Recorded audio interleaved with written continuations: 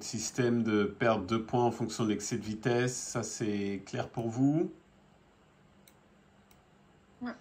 Ok, est-ce qu'il y a d'autres parties, des choses qu'on a vues, des thèmes du code que vous avez besoin de revoir?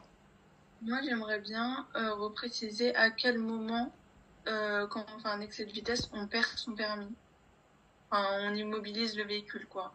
Alors, on rentre dans la situation où tu peux être soit jeune conductrice, tu as 6 points, excès de vitesse au-delà de 50 km/h. Comme tu n'as que 6 points, on t'arrête, tu perds ton permis, invalidé. Ok. Dans la situation où tu as plus de 3 ans de permis, Oui. donc tu as 12 points,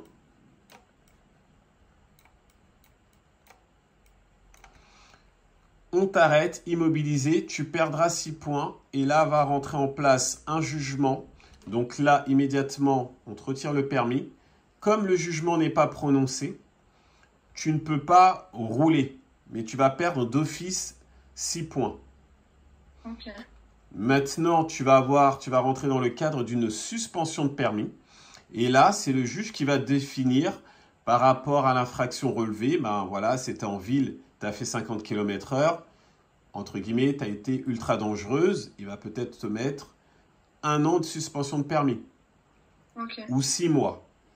Et tu auras ton amende, tu auras ta perte de points qui est automatique, qui sera de 6 points. Et le prix de l'amende va être défini justement par le juge. La durée de ta suspension est définie également par le juge. Entre guillemets, ça peut être 3 mois, 6 mois, 1 an. Ça va dépendre.